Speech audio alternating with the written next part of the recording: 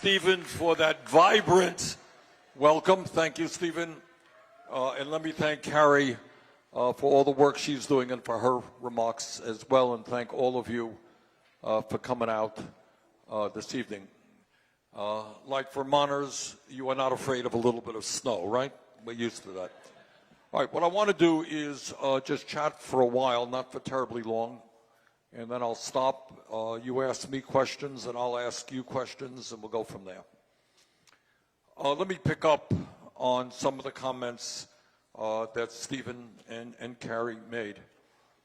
And that is, as someone who grew up in a working class home and lived in a rent-controlled apartment for my entire youth, I think I know a little bit what it's like for families to live paycheck to paycheck. And you know, I get a little bit tired of hearing Trump and a lot of media folks talk about how great the economy is.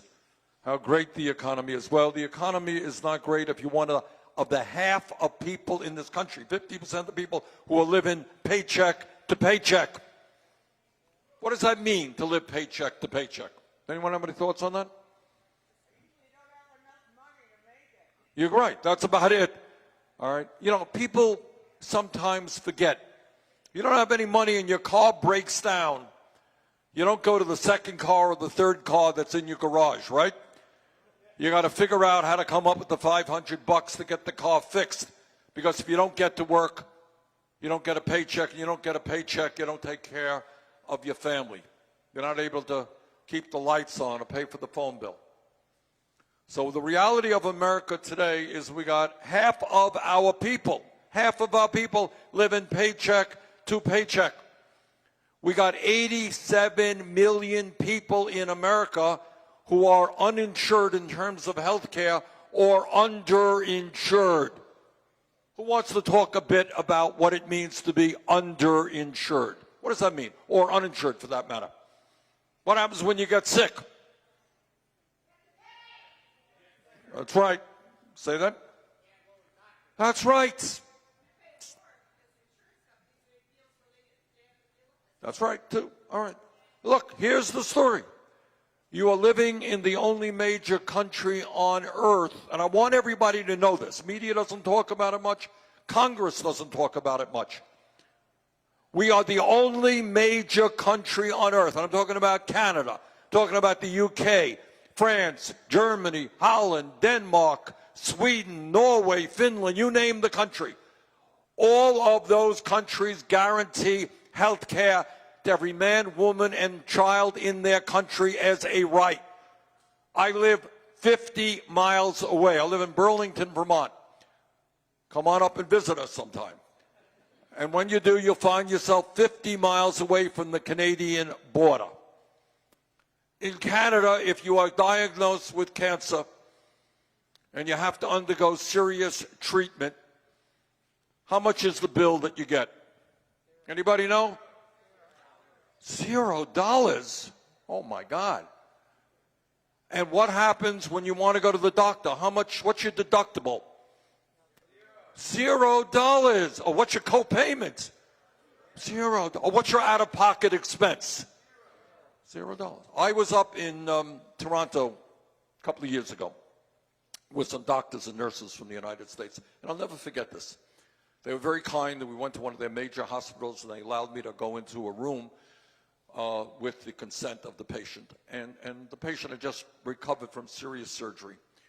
And what he said, and the doctor was there saying the same thing. The guy was saying, look, I got enough problems. I've just undergone serious surgery. I got to get my feet back on the ground. It's going to be a tough haul. But I do not have to worry about how I'm going to pay the bill, because there is no bill. All right? And the doctor was in the room, they said, you know what? From my perspective as a doctor, I prescribe the treatment to this patient that I think is right. I don't want to go talk to some insurance guy about what kind of medicine I can prescribe or therapy I can provide. Now, at the end of the day, which country spends more per person on health care, the United States or Canada? we spend twice as much. Got it? It's like I buy a $50,000 car, you buy a $25,000 car, your car is better than mine. Something is wrong, fundamentally wrong. So we're spending $11,000 per person, twice what other countries spend on average. You got 87 million uninsured or underinsured. And here is what really galls me. We did a meeting on this in Des Moines a couple of weeks ago, and it was really an amazing meeting. And that is the impact of medical debt on people's lives. I want you all to think about it. Approximately 500,000 people, 500,000 people, go bankrupt in America because of medically related debt. So somebody is diagnosed with cancer, heart disease, Alzheimer's, whatever it may be, and you need to spend a lot of money on health care. Can you imagine that on top of your illness, you got to worry about the financial ruin of your family and declare bankruptcy? And if you don't go bankrupt, you're being hounded by debt collectors, and if you don't pay on time, your credit score deteriorates. Talk to a lot of people in that boat. So your credit score goes down because you can't pay your medical bill, then your interest rates go up, and you got less money for the things that you need. All right? Now, right now, in terms of health care, when you turn on your TV, you're going to see a lot of ads coming to you telling you how terrible Medicare for All is, and you'll probably see ads attacking me personally. Who's paying for those ads? Anybody know? Pharmaceutical industry and the insurance companies. They like the current system for good reason. Last year they made $100 billion in profit. Tell you a story. A couple of months ago, I went from Detroit to Windsor, Ontario with a group of diabetics. We went to Canada to purchase insulin from the same exact company that manufactures in the United States. Anyone know the differential in price? I got a smart guy here. Who said that? All right. The differential in price was in Canada, insulin cost 10% of what it cost in the United States. Can you imagine that? And I learned on that trip, unbelievably, that we got about 7.5 million people in this country who use insulin because they're diabetic, and a quarter of those people are rationing their insulin, which is a very dangerous thing to do. How does it happen that the drug companies charge us 10 times more for the same product in the United States as they do in Canada and in other countries? Who has thoughts on that? Oh, we've got a smart kid here. All right. Yes, the answer was Congress is beholden to the lobbyists. Who has other thoughts on that? Citizens United has opened the door for more campaign contributions from big money. In the last 20 years, the pharmaceutical industry has spent $4 billion on lobbying and campaign contributions. How's that? That's why you pay the highest prices in the world. And what do they get for that $4 billion? They have the freedom now to raise your drug prices to any level they want. You can walk into a drugstore tomorrow and the pharmacist will say, I'm sorry, the price of your medicine has doubled. Nothing anybody could do about it. They can charge any price they want, and they do. All right? So all of that ties in. What you got is the greed of the pharmaceutical industry. You got the corruption, because they engage in a lot of price fixing and collusion. You got the insurance companies charging us the highest prices in the world for health care, and they will be spending money to make sure that we do not move toward a Medicare for all single-payer system. So that is the billionaire class, that is a corrupt political system, that is massive income and wealth inequality, and we're the only major country on earth not to guarantee health care to all people. So promise number one that I'm going to make to you this evening. We are going to take on the insurance companies.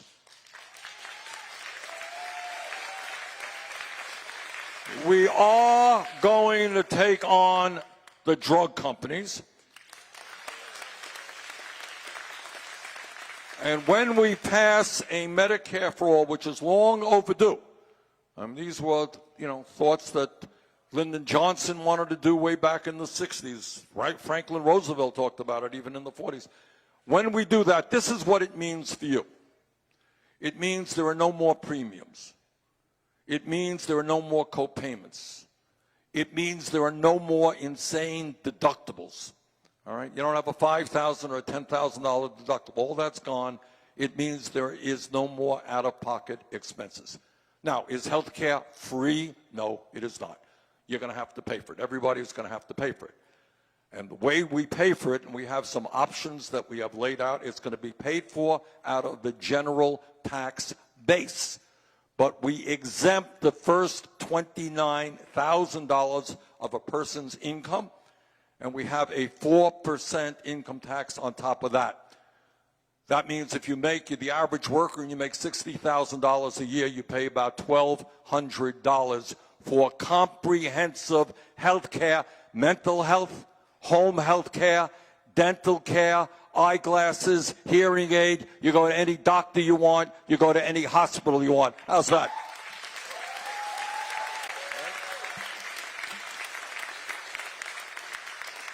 And again, this is not some radical idea that I thought of in the middle of the night. We're going to build on what the Canadians do and what people all over the country, all over the world are doing. Second issue, the economy. We are going to raise the minimum wage to a living wage, $15 an hour.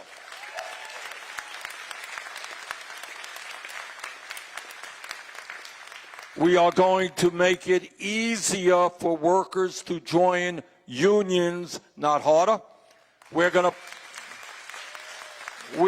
to provide equal pay for equal work. Women should not make 80 cents on the dollar compared to men.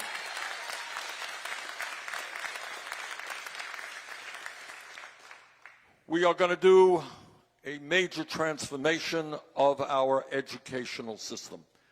Because I happen to believe that a civilized society, a caring society, is a society that pays attention to the most vulnerable people in the country. And those are the children, those are the elderly.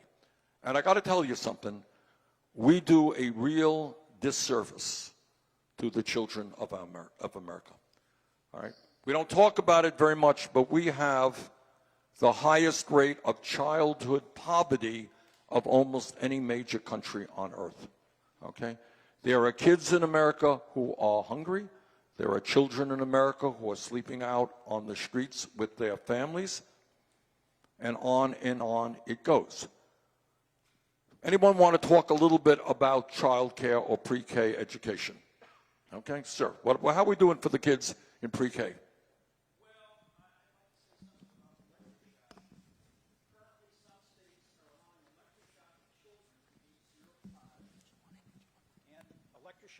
Electroshock is also mainly directed at senior citizens, mostly women, with dementia. Now, recently, the electroshock machine manufacturers got sued, and what's turned out is they haven't been forwarding adverse reactions to the FDA. And that's why the FDA says, well, we never received any adverse reactions.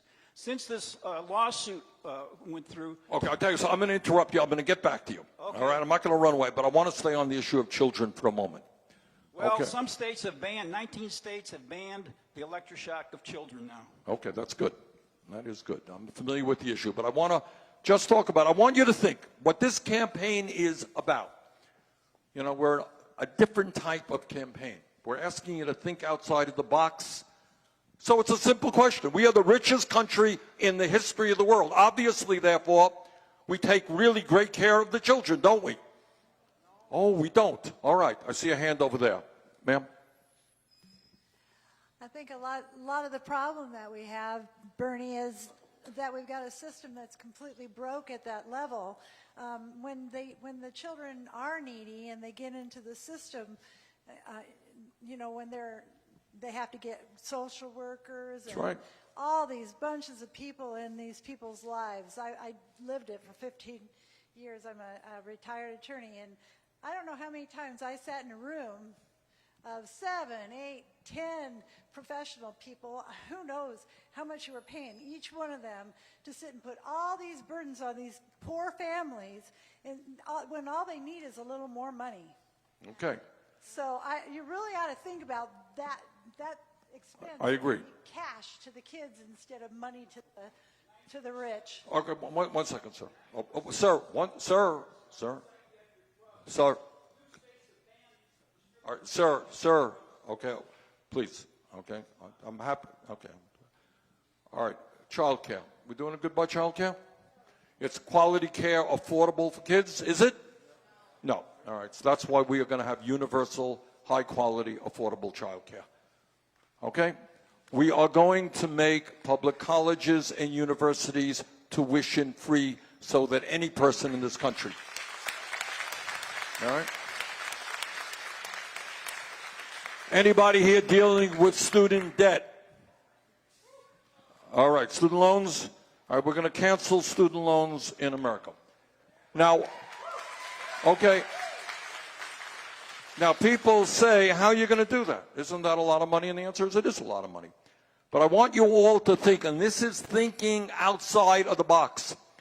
11 years ago, when the crooks on Wall Street destroyed this economy, all remember that? What kind of severe punishment did the CEOs of the Wall Street firms get? You remember? Oh, I guess they got a bailout. That was their punishment. And today, they're bigger and more profitable than ever before. 2 years ago, Trump and his friends gave the top 1% and very large profitable corporations $1 trillion in tax breaks. Well, I think maybe if we're going to use the resources of the federal government, how about helping working families, not the rich and the powerful?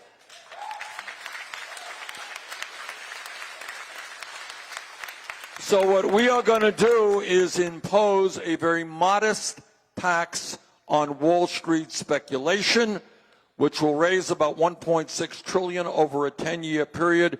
We do that, we cancel all student debt in America, make public colleges and universities tuition-free.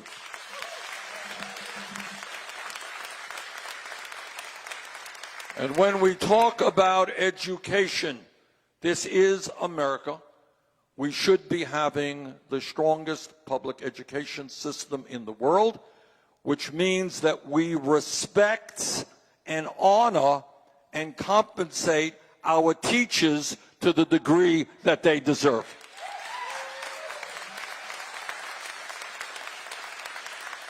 You know, there are literally states, Oklahoma right now, if I'm not mistaken, because of their budgetary concepts, they have reduced the school week to 4 days. Believe that? 4 days. In America, throughout this country, you got teachers who are working 2 or 3 jobs because they can't make it on the salary they receive. They are taking money out of their own pockets to buy school supplies that the kids need. That's not the educational system we should be having. So we're going to put money into public education to make sure that all of our kids get the quality education that they deserve.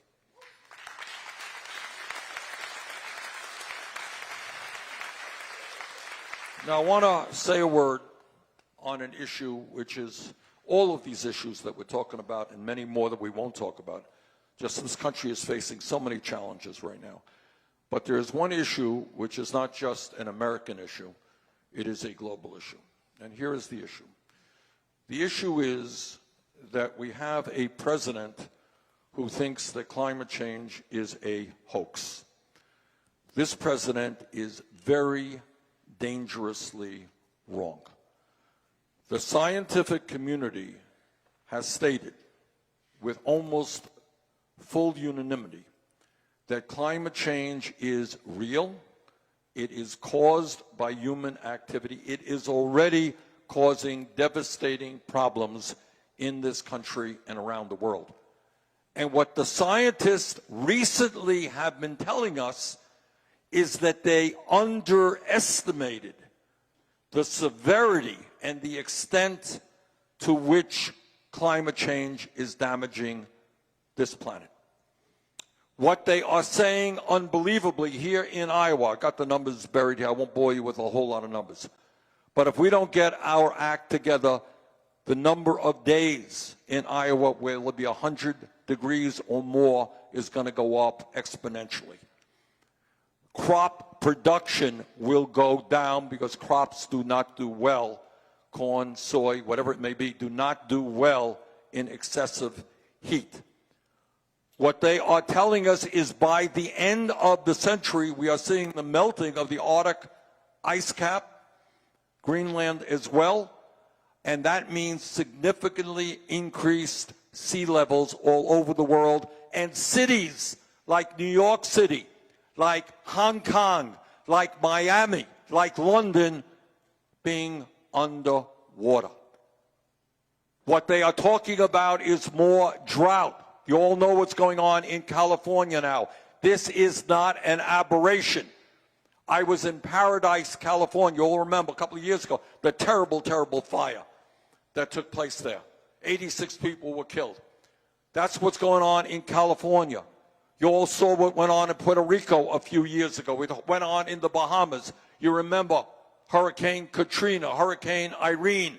We're going to see more and more severe weather disturbances, more drought, more flooding, more acidification of the ocean.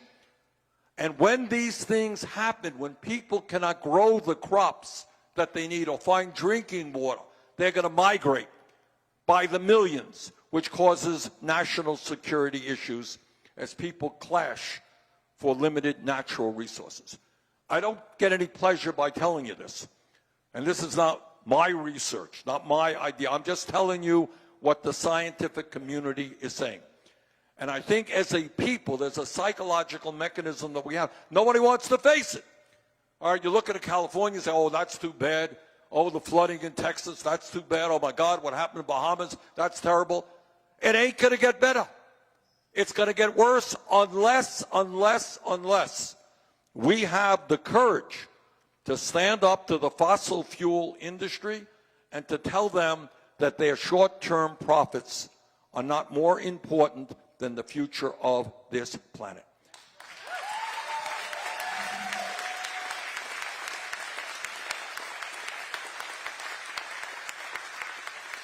And I think we have a moral responsibility. It's a moral issue. You know, we come into a room, we don't throw crap on the room, we don't throw paper, we don't litter the room. We respect the premises. We have a moral responsibility to make sure that the planet, the country we are leaving these little kids, is a planet that is healthy and is habitable. And people say, oh, Bernie, the idea that you brought forth, your proposal for climate change, it is very expensive. You know what? It is very expensive. But you tell me what the alternative is to saving the planet. How much is that worth? All right. And the Green New Deal that we have brought forth will create up to 20 million good-paying jobs. How do we do that? For a start, in states like Iowa and Vermont, you got a lot of older buildings, older homes, which are wasting an enormous amount of energy. We are going to invest in retrofitting those homes. I have been in homes that have been retrofitted in Vermont where the fuel bill went down by 50%, new windows, new roofing, better insulation. We can save people substantial sums of money. We can create new jobs. We have a rail system today which is way behind where many other countries are. We've got to rebuild our rail system and public transportation in general.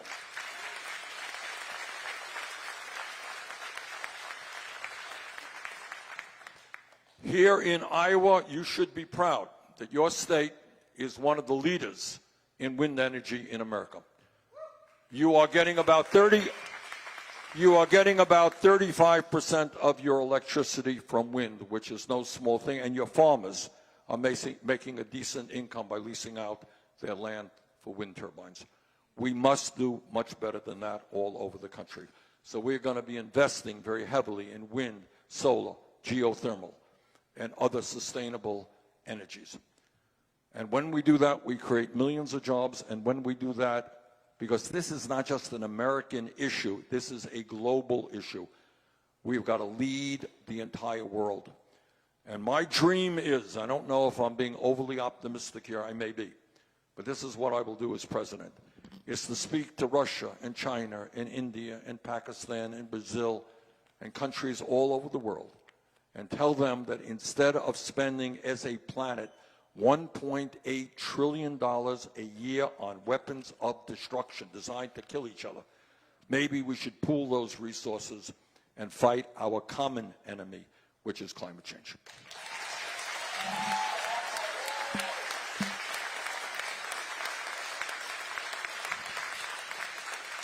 Okay, what I'd like to do now is open it up, and if it's okay with you, what I'd like to do is I'll ask you guys a question and you ask me a question, all right? So let me start. I got the mic, so I'll ask the first question. All right, I want to get back to the issue of health care. My impression is, having gone all over this country, is that once you start talking about health care, everybody has a story, whether it's the high cost of prescription drugs or the cost of health care in general or whatever it may be, all right?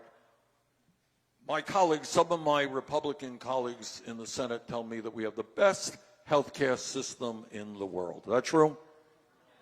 All right, tell me about it.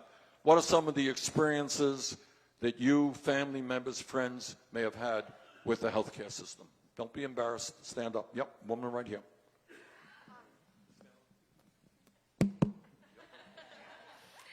I just recently started having seizure activity about 18 months ago, and my neurologist wanted to send me to Iowa City to be just kind of be watched for a week without any medication because I'm on anticonvulsants now. I'm also on Medicare for disability and would have to pay 20% of the cost that it would take me for a week in Iowa City. Unfortunately, I can't afford that. So I don't know why I'm having seizures, and it's scary. Do you have any sense what 20% would cost you? How much would that be? I have no idea. Oh, you don't have it. Okay, but it'd be a lot. All right, so here's an example of somebody who is concerned about an illness that you don't understand. You want to get it understood, and you simply cannot afford to do that. Okay, all right. I want to get to other people who haven't asked any questions yet. I see a gentleman way in the back there fast. I just want to share that I have a year ago, my son, we didn't know he was allergic to peanuts, but we had to take him to the emergency room, and the bill that came was $900. We couldn't pay that. I mean, that is like more than the rent that we could afford. So what happens if you can't pay the bill? Well, that was a year ago, so we just paid it off to the date maybe last month. And I've researched on this, and I'm not the only person who has this problem, where some parents go to the emergency room, some random event occurs, and they just wait in front of the emergency room to decide if they go in there to take on that bill or not. And I just That's absolutely right. There are people who have serious accidents, and an ambulance comes. The cops come. Oh, we've got to get you to the emergency room. No, don't take me to the emergency room. How insane is that? But that is exactly what is going on in this country. Other thoughts on healthcare? What else are people experiencing? Anybody else have thoughts on it? Yep, I see a hand way in the back there, sir. Yeah, no, we got the. Yep. How would you compare your Medicare plan or Medicare for All plan to Elizabeth Warren's? I recently read an article in the Wall Street Journal that analyzed her plan and found deficiencies in her plan. Found what? I'm sorry. Read an article in the Wall Street Journal that did an analysis of Elizabeth Warren's plan and found deficiencies in her plan that it would pay doctors less, and an end result of that might be they work less, and it would reduce quality of care for patients. Maybe potential medical students wouldn't go into medicine, find other careers. That was the Wall Street Journal, huh? Yes. Okay, And then well- also she would reduce cost of drugs, and in an end result might be of that would be less money going into research for new drugs. Right. No. Elizabeth Warren and I support, it's my bill, and Elizabeth is a co-sponsor. I think the debate is to how you pay for it. Okay, we have some differences there, but essentially it's the same legislation. Now, of course, the pharmaceutical industry, which only made the top 6 firms last year, only made $69 billion in profit, you see. They're really hurting, you see. And they just don't have enough money for research and development, all right? They spend a lot more money on advertising. Anyone ever see any of those ads, those scary ads that if you take this pill, you're going to be constipated, you're going to get headaches, you're going to do all that stuff? Remember those ads on television, all these? Check out how much those pills will end up costing you. All right, so of course that's what they're going to say. They invest more in advertising and in stock buybacks and all this other stuff. They are in the business of making money. Let me just tell you this also. They're engaged in price fixing. All right? So these are not nice guys, and they're going to tell you everything that, you know, that make their case in order to protect the status quo. But I want them to tell me why we pay 10 times more for the same bloody drug in this country as they do in Canada. And Canada, by the way, is not the cheapest country on earth.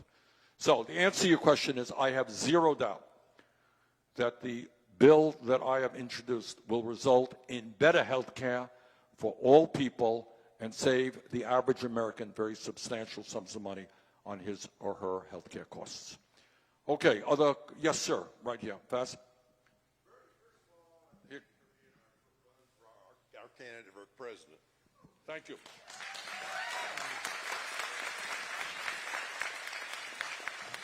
I consider you to be in rarefied air because I can remember when there was a guy named Claude Pepper. I remember him. Claude was a champion for the aged, the That's right. infirmed. From Florida. Yes, the disadvantaged. And I think you have that realm. I think you're earnestly on our side. I'm an old retired guy, 78.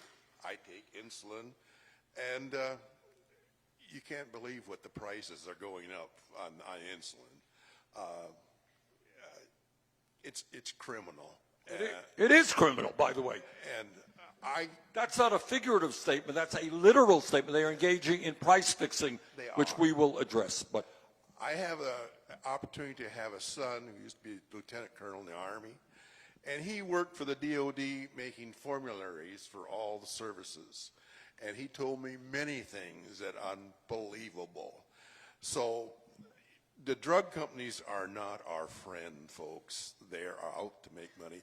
And again, I appreciate every effort you're putting forth on our behalf. thank you very much. Okay. All right. Yes, ma'am, right here. Mr. Hughes. Thank you. My husband, right now, he's still working. He's going to hold off on retirement.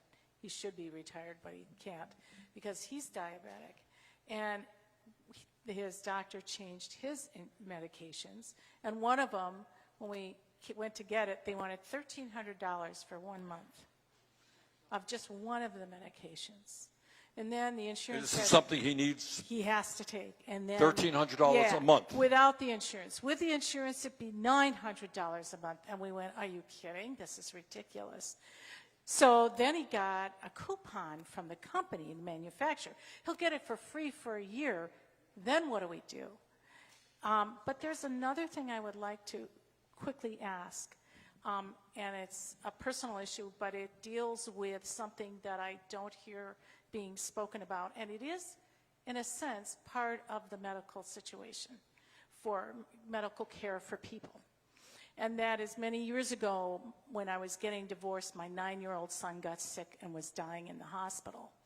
And I worked for a small company that no health insurance, no benefits, even though my kids were on my soon-to-be ex-husband's policy. But here's the thing. I still had a daughter that I had to support, and I had my rent. And I had to make decisions. How much time do I spend in the hospital with that kid who's dying versus going back to work, because I got to pay my bills. And I had no backup, no savings, no nothing. And I think about people who are going through taking care of elderly parents, That's right. all this, and then there's no backup for them. They lose their jobs or whatever. We need a system that will help people who are going through these hardships. Absolutely. And thank you for sharing that. Look, I mean, in one respect, what you're talking about is paid medical and family leave. You had an emergency, right? And you wanted to be with your child. All right? You deserve, obviously, to be with your child. But I'll give you another example.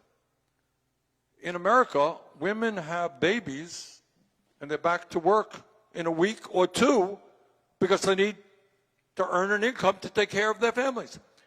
Just out of curiosity, because we don't talk about this in media, we don't talk about it much in Congress. If you were, say, in a country like Norway and you had a baby, what happens? Anyone know? What do you get? What's the paid family leave? No, it's not. Who knows? Well, it depends. But I think it's about a year at 80. You have choices. It's a year at about 80% of your pay. Okay? And they provide for the father as well. All right? This goes on all over the world. We are the only major country on earth that does not provide any guaranteed paid family or medical leave. In other words, when you add all of these things up, a disastrous child care system, inadequate education, student debt, families unable to take time off if somebody in the family is ill. You add all that stuff up, the working families of this country are being devastated, while almost all new income and wealth goes to the top 1%. That's really what's going on, and thank you for that. But we can multiply those stories a million times. This morning we did an event, and a young woman got up, and she said, I was going to college, but in order to go to college, I had to work 2 jobs. And they were low-wage jobs, and I still didn't have enough money, and I had to make the choice between paying for my food, my grocery bill, or my medicine. Kids going to college. Millions of people are in that boat. So what we are trying to do is to change our national priorities and to stand up for working people and not give tax breaks to billionaires. All right? Okay. Who's got a question for me? Yes, ma'am. All right, Misty's there with the, you got a mic. Stand yes. up if you couldn't give us your name. My name is Ginny Tunnicliffe, and I'm from Clarksville. I just wanted to make a comment about some of the other candidates in the race, and that I would really like to see be asked about what exactly and specifically Medicare for all who want it actually means, because I believe that, like with Obamacare, once people have access to a better system, they're going to want and appreciate that access. And so if people start signing up for Medicare for all who want it in giant numbers, they're going to have the same problem with paying for it. So what's that idea? And I would imagine that if you're not planning for Medicare for all as a whole system, Medicare for those who want it is going to be kind of a piecemeal, and how do we deal with No, it that's kind right. of thing. That's exactly So, right. Anyway, anything that can be done to make people actually have to spell it out would be Good. very much Okay. appreciated. Look, you're absolutely right. Look, we have tinkered around the edges. Look, I strongly supported Obamacare. I'm on the committee that helped write the bill. It has done a lot of good. But I don't have to tell anybody here that the cost of health care in America remains prohibitively high, deductibles too high, and all of that stuff. You know that. We have got to go another step forward. And that is what I mean by Medicare for all, is we're going to pay for it out of the general tax base in a progressive and fair way. And the result is you don't pay any more premium. Your employer doesn't pay any more premium. You don't pay any more co-payment. There is no more out-of-pocket expenses because there's no more deductibles. That's what it means. You go to the doctor when you want. That goes on all over the world, and that's what I want to see happen in the United States. That's what it means to me. All right, other questions? Now let me get the people. Yes, right here, the green hat. You got a mic coming there. You've mentioned a few times about the pharmaceutical drug Yes. prices, and what is your plan to address those Okay, good. prices? A good question. Our plan is multifaceted. For a start, the reason that Canada and other countries have much lower drug prices is they negotiate with the industry. They sit down and they say, okay, this is what we are prepared to pay for this drug and that drug, and they negotiate it. Okay, so number one, Medicare for All will obviously negotiate prices and not allow the drug companies to charge any price they want.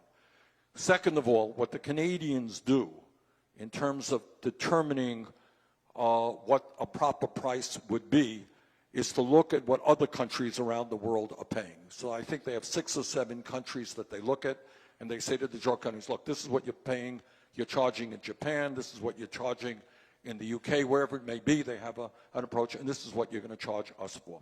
The third area that we are looking at is to tell doctors, pharmacists, prescription drug distributors that they will be allowed to purchase FDA-approved drugs from abroad. For example, this gentleman, you're diabetic? Okay. So, and he's paying a high price for insulin.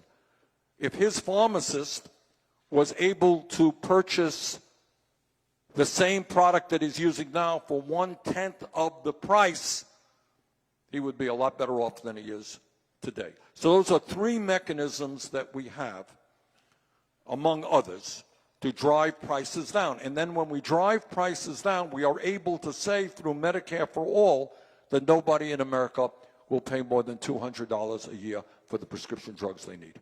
Okay, does that answer your question?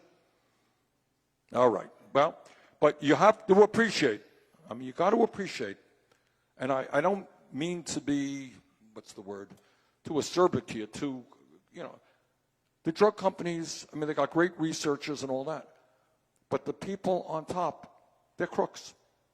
You're aware of what's going on with the opioid situation and the lawsuit.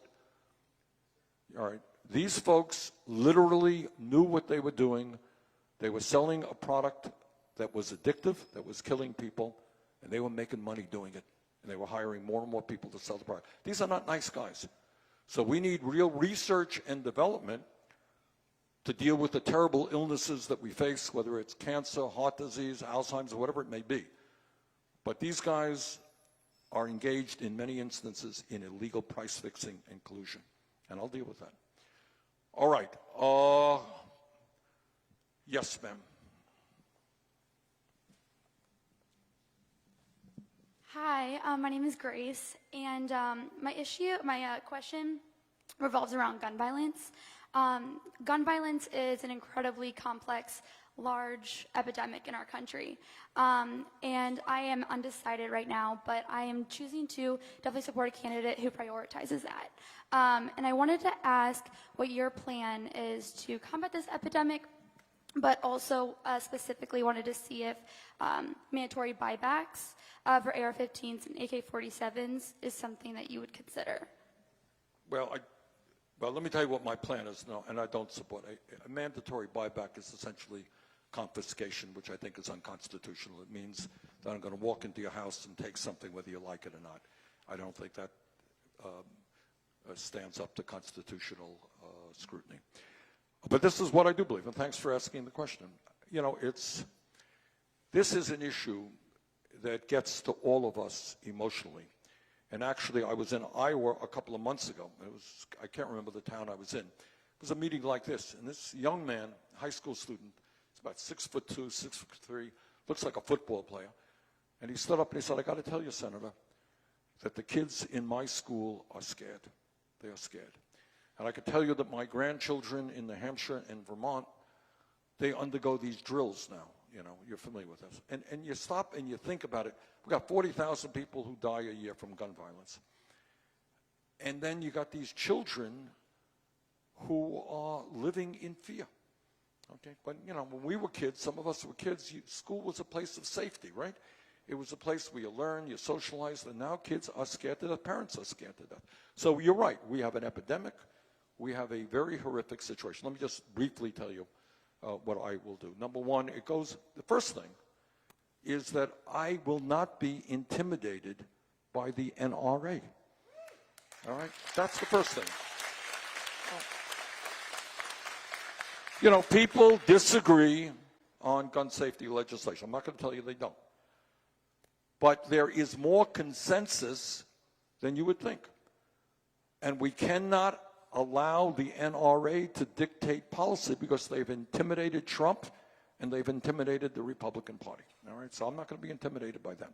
So what are the ingredients of what I consider to be a sane, common sense gun safety proposal? Number one, obviously, we need to greatly expand background checks and do universal background checks. People who have a history of violence should not be owning guns. People who have a history of domestic violence should not be owning guns. That's kind of a no-brainer. And I think 90% plus of the American people support that concept. Number two, we have in states around this country what we call the gun show loophole. And that means you can purchase a gun legally and avoid a background check at a gun show. That's got to be ended. Number three, we have what's called the straw man provision. You know what that is? What that is that you can legally go into a gun store, you can buy a dozen guns legally, and then you sell them to criminals. All right? That has got to be made illegal. Fourthly, I believe that, and I believe this for 30 years, that we have got to ban the sale and distribution of assault weapons in this country.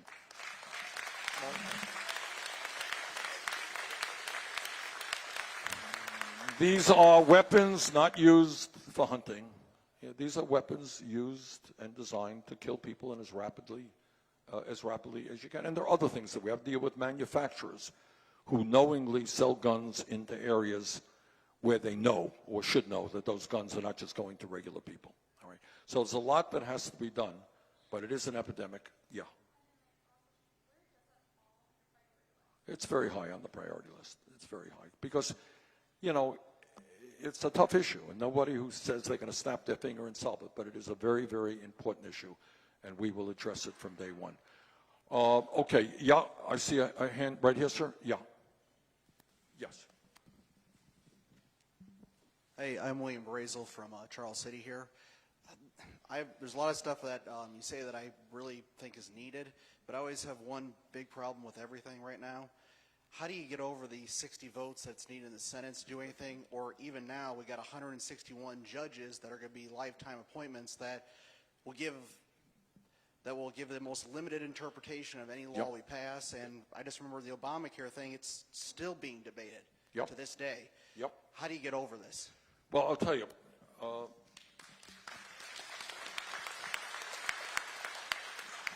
That's a great question, and I believe in a couple of things. I believe in what we call filibuster reform, and that means right now, and I know this as a senator, if I were to have somebody on my staff just send out a note to the clerk's office or to the, in this case, the Democratic office down there, and say, I will object, it requires a 60 vote. That's all I have to do, is just have somebody on my staff, hey, Joe, send down a note, that's it. That's nonsense. I was, a number of years ago, some of you may know, I was on the floor of the Senate for 8.5 hours. That was a filibuster. I was on my feet, I was talking. And I think that if somebody, whether you're conservative, progressive, if you really feel strongly about the issue, you should have a right to object. But you can't do it through a note from a staff member. You're going to have to go down there and talk. So I believe in filibuster reform. Second of all, what we have, without boring you, and this is the world's most boring subject, the Senate has very arcane rules, okay, believe me. And one of the rules is the budget reconciliation, dealing with budget reconciliation. And what I'm here to tell you is that on major pieces of legislation, when the Vice President of the United States is the President of the Senate, the presiding officer in the Senate, on issues like Medicare for all, on important issues like climate change, we will use all of the rules that we can, and we have them, to make sure that a majority rules, not 60 votes. All right, we will pass Medicare for all with majority votes, not 60 votes.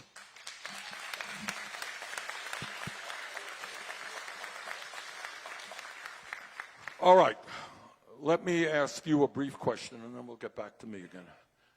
You got a minimum wage here in Iowa, which is all of $7.25 an hour. Am I right? Is that what it is? All right. How does anybody live on $7.25 an hour, or $9 an hour, or $10 an hour? Anyone want to talk to that issue? Raise your hand. Thoughts on that? People trying to get by on low wages. What's going on? Okay. Let me raise any hands on that one. Okay. Yes, sir. Right here. You stand up, and you got a mic that's coming. Hi, everyone. I'm Richard Alonzo from Mason City, Iowa. After I left high school, I graduated in 2013, I briefly moved out and moved in with a friend. He was going to move. I didn't want him to. I wanted him to stay in Mason. He was my best friend. So I said, what if we get a place together, and that'll keep you here in Mason, and you'll be with the little bit of family you have here and your friends. And I got a job at Walmart being a truck unloader for $7.65, 40 cents more. And it's a very physically demanding, strenuous job. I remember my first night there. I came home in so much pain. My arms burned, the muscles, the burn. It was indescribable. It was excruciating. I was maybe out of the house a month and a half before I had to move back, because I realized on that wage it wasn't livable, you know?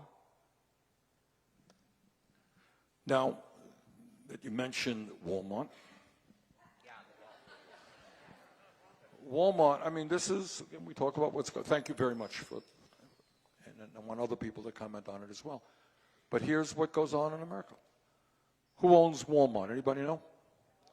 The Walton family happens to be the wealthiest family in this country. I think they're worth, I don't know what they're worth, $130, $140 billion. And I went to their, last year, I went to their board of directors meeting and stood up. I was invited by workers to do it, and say, pay your workers a living wage. So you got a family of extraordinary wealth, and they're paying people, I don't know, $7.65, wow, that's pretty low. Maybe other people, $9, $10 an hour, really no health care at all. And you know, on top of all of that, if you work at Walmart's and you're making $10 an hour and you have some kids, you can't afford the health insurance that Walmart offers. So you go on Medicaid. Who is paying for the Medicaid? You are. So you have the absurd situation of the wealthiest family in the country getting welfare from you to subsidize the low wages that they are paying their workers. How crazy is that? And those are the kinds of things that we have got to change. The wealthiest family in this country, whatever it is, 150 billion or whatever it is, can pay their workers a living wage, period. And we don't have to subsidize them. Their workers should be able to get decent health care. Okay.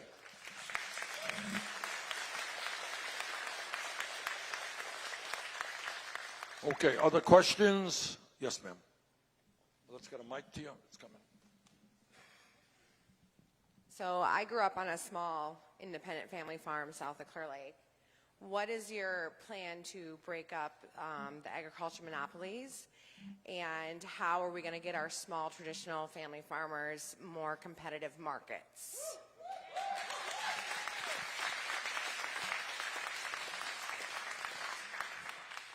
Well, I come and represent an agricultural state as well. We're dairy.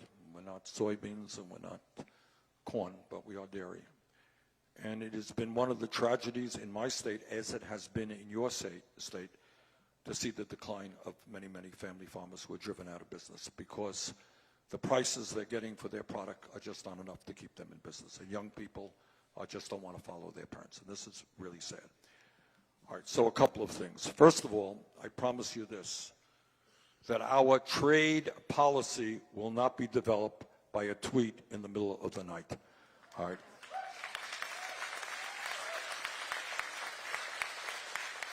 Our trade policy will incorporate the ideas of family farmers. I am a strong strong proponent of family-based agriculture, and we will develop a trade policy that works for farmers, that works for workers, and doesn't just work for the CEOs of large corporations.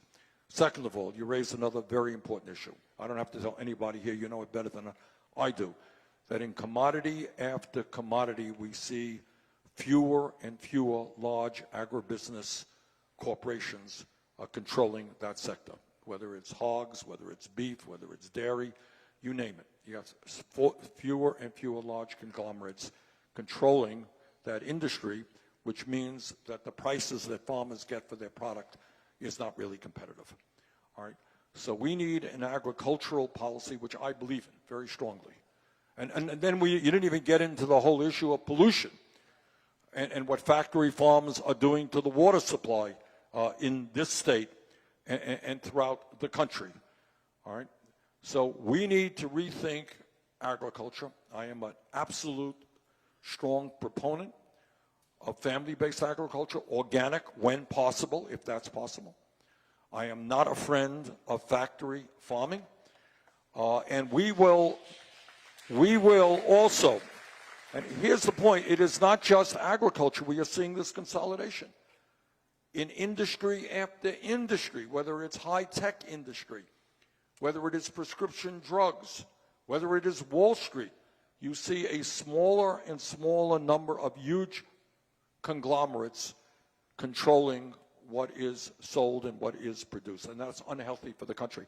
And the truth is here that whether it has been Democratic administrations or Republican administrations in recent years, they have not utilized the antitrust laws that are on the books.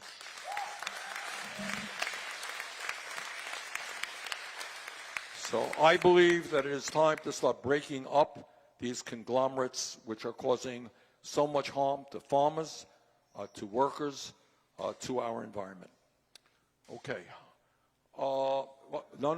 Let me go. I got to talk. I want different voices to be heard. I want to ask a question now. Now it's my turn. All right. Here's my question. As I mentioned earlier, we have more income and wealth inequality today than at any time since the 1920s. It's really quite obscene. And yet, people don't talk about it very much. You got 3 people owning more wealth than the bottom half of American society. Nobody thinks that's a good idea. But somehow or another, we don't talk about it very much. Why don't we talk about it? That's my question. Anyone have any thoughts on that one? Why are people uncomfortable talking about that issue? Well, maybe. All right. Thoughts on that? Anyone have any thoughts? Well, you would think that when you have so much income and wealth inequality, that would be an issue that everybody would be talking about. But we don't. Did you have a thought on that one? Yes, sir. Stand up if you could, please.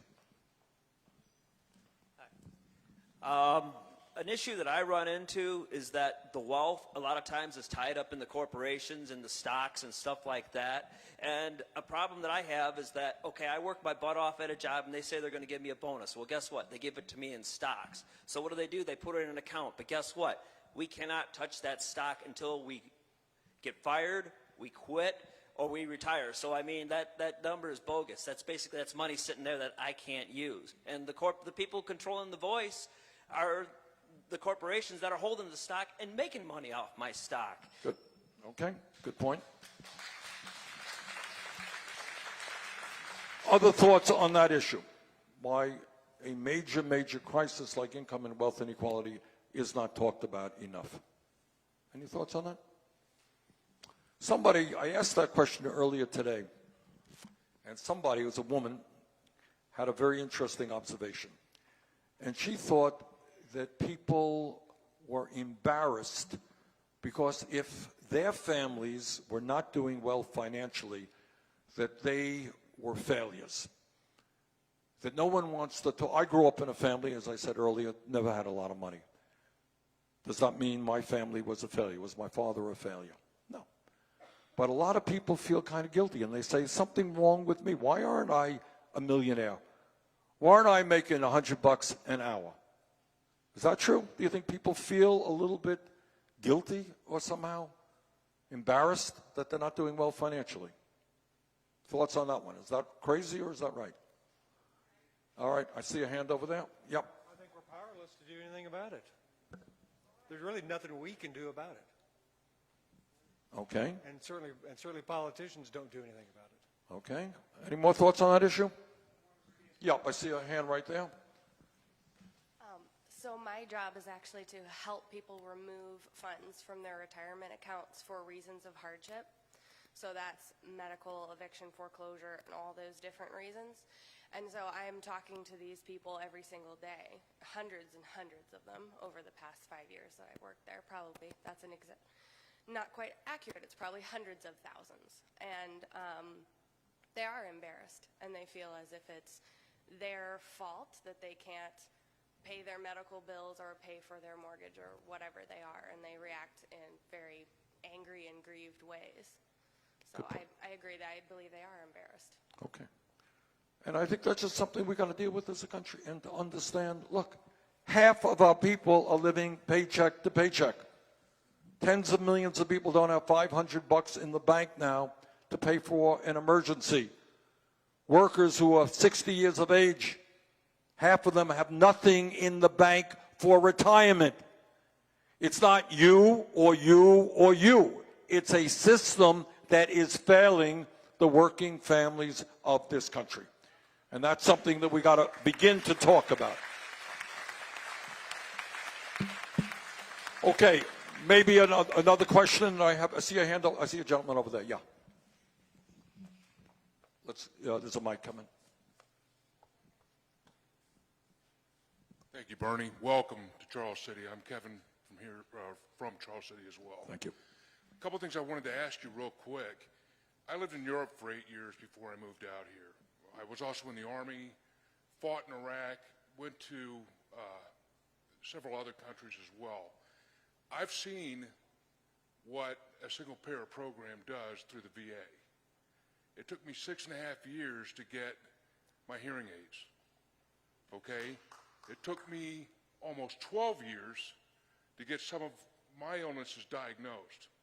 My brother took 20 years to get his shoulder operated on, 20 years after he got out of the Army, which was 5 years after he got run over by a truck in Korea during a riot. Okay? I don't want to see anybody in this room have to wait like that because of a single-payer system, okay, which the VA is. No, actually the VA is not. The VA is It's socialized. a government-run program. That's right. It's a government-run program, which Right. is different than a single-payer system. Who's paying the bill? Well, in the case of the VA, the government is paying 100% of the bill. On a Hey, single-payer. I'm the former chairman of the Committee on Veterans Affairs, so I know a little bit about the issue. Well, and there's a failure there. Well, Okay. can I respond? Yeah. Okay. Where does your family, do you get your VA care here in Iowa? Yes. Okay. My brother does not. Okay. And yet, and I speak now as the former chairman, all right, I have had representatives of the American Legion, VFW, Disabled Veterans of America, and other major veterans organizations. You know what they are struggling for right now? They support the VA. They do not want to see the VA being privatized. Are there problems with the VA? You bet there are. But you go out and ask most veterans in this country, I can tell you in Vermont, are they happy with the care that they're getting? Yep, they are. Problems that we have is you got 30,000 vacancies right now, staffing vacancies in the VA, which have to be filled. And the great debate is that Trump is moving toward the privatization of the VA, which I think is a bad idea. So I'm not going to sit here and tell you it's perfect. But if you go check out what the American Legion believes, they think it's the best health care available for veterans. I know what I believe. Okay, and you're entitled to your I view. fought for that, as did my father, my grandfather, and my brother. And I appreciate your service to our country. But the other problem I've got is that we're sitting here constantly talking about what you're going to give away for free, being tuition. Mm-hmm. Those of us who have paid for it, what's going to happen to us at that point in time, and what is the value of something that's free? If you make something free, what is the actual value of it? Well, okay, good question. And let me give you the answer. First of all, in terms of health care, If you go to countries like Canada or the UK or France, you ask them whether they like their healthcare system compared to our healthcare system. And overwhelmingly, very few countries around the world want to come to our healthcare system. They want to strengthen their own healthcare systems because they believe that healthcare is a human right. All right, second of all, free. All right, your question free. I didn't hear you talk about the hundreds of billions of dollars in subsidies and tax breaks that the fossil fuel industry gets. I didn't say anything about that. I know you didn't, all right? That's free. I didn't hear you talk about the fact that Amazon, who made $11 billion last year, owned by the wealthiest guy in the country, didn't pay a nickel in federal income taxes. So you and I think, have an honest disagreement.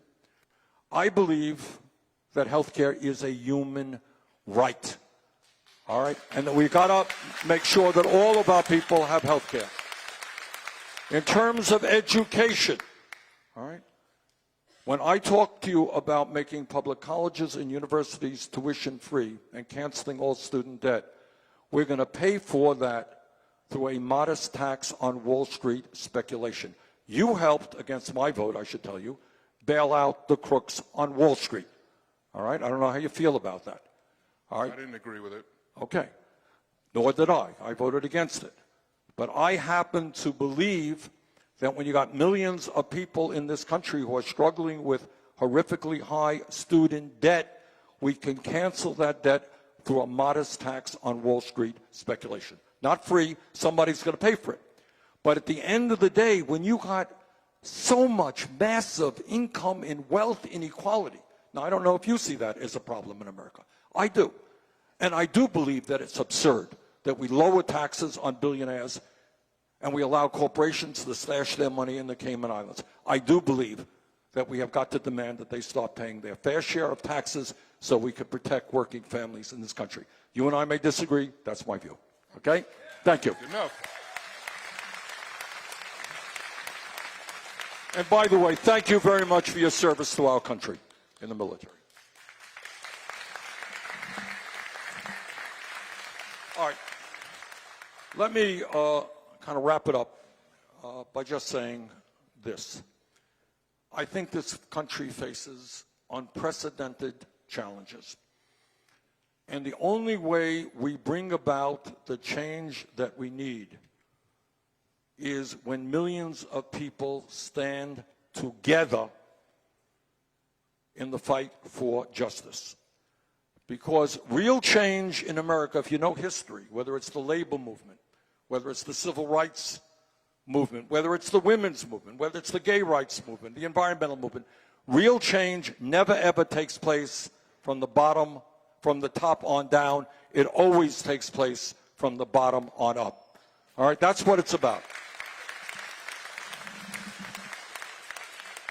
So what this campaign is about is not only defeating Donald Trump, who I consider to be the most dangerous president in modern American history, somebody who thinks he's above the law, doesn't understand the Constitution, etc.